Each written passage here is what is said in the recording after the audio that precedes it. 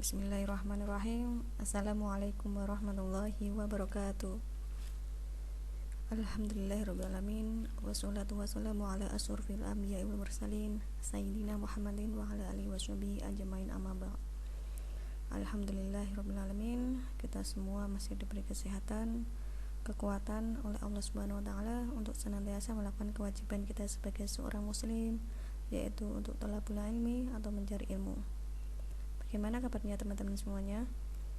Semoga selalu dalam keadaan sehat walafiat. Allahumma amin. Sebelum pembelajaran kita mulai, kita sama berdoa terlebih dahulu. Semoga apa yang kita pelajari hari ini mendapatkan manfaat dan barokah dari Allah Subhanahu wa taala. Berdoa mulai. Bismillahirrahmanirrahim. Raditu billahi rabbah wa bil islam hidina wa bi Muhammadin nabiyya wa rasulah. Rabbi zidni ilma warzuqni fahma. Amin ya rabbal alamin. Oke, baik teman-teman, pada kesempatan kali ini kita akan membahas tentang iman kepada kitab-kitab Allah Subhanahu wa taala. Pada pertemuan yang pertama kemarin kita sudah membahas tentang pengertian iman kepada kitab-kitab Allah, makna iman kepada kitab-kitab Allah, serta dalil naqli iman kepada kitab-kitab Allah. Nah, pada pertemuan kedua kali ini kita akan membahas tentang nama lain Al-Quran, isi Al-Quran, keistimewaan dari Al-Quran, perilaku beriman kepada kitab-kitab Allah, dan hikmah beriman kepada kitab-kitab Allah Subhanahu wa ta'ala. Baik, yang pertama yaitu nama lain dari Al-Quran. Nama lain dari Al-Quran sendiri ada 5. Yang pertama yaitu Al-Huda, Al-Furqan, Asy-Syifa, Az-Zikri, dan Al-Kitab. Yang pertama yaitu Al-Huda. Al-Huda ini sebagai petunjuk seluruh umat manusia. Jadi Al-Quran itu sebagai petunjuk umat manusia dan kepada kehidupan yang baik, serta menjadikan hidup kita terarah sesuai ajaran Allah Subhanahu wa taala. Yang kedua yaitu Al-Furqan. Al-Furqan sebagai pembeda antara yang baik dan yang buruk. Jika kita melihat kepada Al-Quran, kita dapat membedakan mana yang baik dan mana yang buruk. Dan yang ketiga yaitu Asy-Syifa. Asy-Syifa sebagai penawar atau obat penenang hati. Jadi misal kita ada masalah, problem yang berat yang terjadi pada diri kita, maka jika kita membaca Al-Quran, memaknai isi dan maknanya, insya Allah hati kita akan merasa tenang. Yang keempat yaitu Az-Zikri. Az-Zikri sebagai pengingat adanya ancaman dan balasan. Nah, setiap ada sebab maka ada akibat. Maka dari itu sebaliknya Az-Zikri ini sebagai pengingat adanya ancaman dan balasan. Nah, yang kelima yaitu Alkitab. Firman Allah Subhanahu wa taala yang telah dibukukan. Jadi bentuk dari Al-Quran itu bisa disebut dengan Alkitab. Selanjutnya yaitu isi Al-Quran. Yang pertama, akidah atau keimanan. Akidah atau keimanan telah kita ketahui bersama pada surat Al-Ikhlas ayat 1 yang berbunyi Qul huwallahu ahad, katakanlah bahwa Allah itu satu. Nah, di situ mengajarkan pada kita keimanan atau akidah seorang umat muslim, yaitu kita dalam beribadah kita harus menyembah pada satu Tuhan, yaitu pada Allah Subhanahu wa taala. Yang kedua yaitu ibadah, baik ibadah mahdhah maupun ibadah ghairu mahdhah.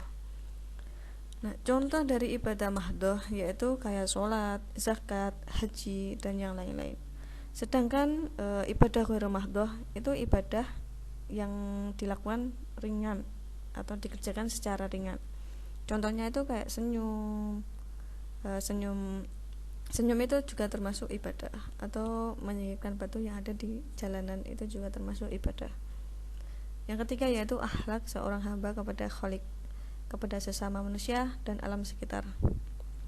Akhlak atau biasa disebut dengan hablum minallah, hablum minan nas, dan hablum minal alam. Jadi di dalam Al-Quran kita diajarkan untuk bagaimana akhlak kita kepada Allah Subhanahu wa taala, kita harus ngapain, kita harus menjalankan perintahnya serta menjauhi larangannya. Sedangkan akhlak kita kepada sesama manusia yaitu kita harus tolong menolong, harus berbuat baik kepada sesama manusia. Dan akhlak kita kepada alam sekitar yaitu kita harus menjaganya dan melestarikannya, karena kita juga di dunia ini membutuhkan alam, karena jika tidak ada itu semua pasti kita tidak bisa hidup. Karena kalau kita mau makan sayur bagaimana? Tidak bisa kalau tidak ada alam. Maka dari itu kita harus menjaga dan melestarikannya. Yang ketiga yaitu muamalah, yaitu hubungan manusia dengan sesama manusia. Hubungan manusia dengan sesama manusia ya kita harus berbuat baik kepada sesama, karena sebagai ciptaan Allah Subhanahu wa taala kita harus tolong menolong dan berbuat baik. Yang kelima yaitu kisah, yaitu cerita Nabi dan Rasul, orang-orang soleh dan orang-orang yang ingkar.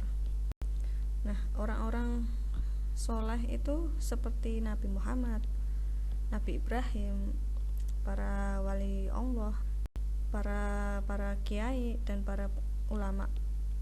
Nah, yang terakhir yaitu semangat mengembangkan ilmu pengetahuan. Kenapa? Karena dalam mencari ilmu itu tidak ada batasannya.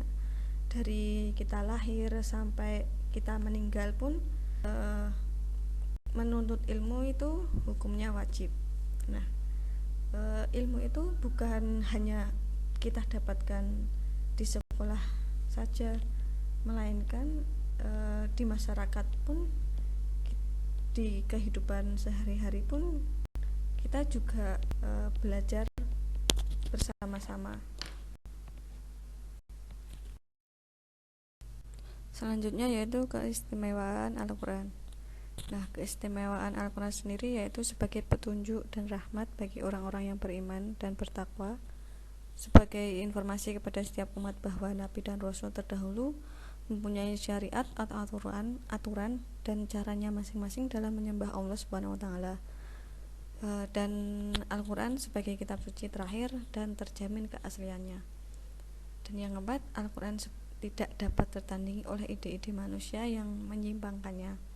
Serta yang terakhir yaitu membaca dan mempelajari Al-Quran merupakan suatu ibadah. Selanjutnya yaitu perilaku beriman kepada kitab-kitab Allah Subhanahu wa taala. Berperilaku iman kepada kitab-kitab Allah Subhanahu wa taala, baik kitab sebelum kitab Al-Quran maupun kitab Al-Quran itu sendiri, yaitu dengan cara cukup mengimani, mempercayai keberadaannya atau eksistensinya daripada kitab tersebut tanpa harus mempelajari apalagi mengamalkannya.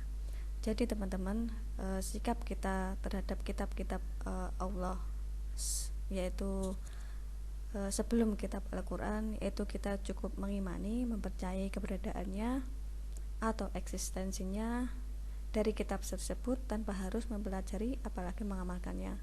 Yang kedua yaitu berperilaku kepada kitab Al-Quran sendiri. Bisa dilakukan dengan cara mengimani isinya Al-Quran, mempelajari Al-Quran, dan istiqomah membaca Al-Quran, sebagaimana terdapat dalam hadis qala Rasulullah sallallahu alaihi wasallam, khairukum man ta'allama al-Qur'ana wa 'allamah. Sebaik-baiknya kalian adalah yang mempelajari Al-Quran serta mengajarkannya. Dan yang terakhir yaitu hikmah beriman kepada kitab-kitab Allah Subhanahu wa taala. Nah, apa saja sih hikmah beriman kepada kitab-kitab Allah Subhanahu wa taala? Yang pertama yaitu memperkuat keimanan kita kepada Allah Subhanahu wa taala. Yang kedua, mengetahui bagaimana berperilaku yang baik dan benar dalam kehidupan sehari-hari. Yang ketiga yaitu mengetahui dan membedakan mana yang baik dan yang buruk, karena dalam kitab suci sudah dijelaskan tentang bagaimana cara berperilaku baik sebagai makhluk sosial maupun sebagai makhluk individu. Yang keempat yaitu hidup manusia menjadi tertata karena adanya pedoman yang bersumber pada kitab suci Al-Quran. Yang kelima yaitu memupuk sikap toleransi, karena kitab-kitab Allah selalu memberikan penjelasan tentang penanaman sikap toleransi. Jadi sikap kita kepada agama lain itu kita menghargai apa yang dianut oleh agama orang lain tersebut. Yang keenam yaitu menambah ilmu pengetahuan. Yang ketujuh yaitu menumbuhkan sikap optimis untuk meraih kebahagiaan, kesuksesan dunia serta di akhirat.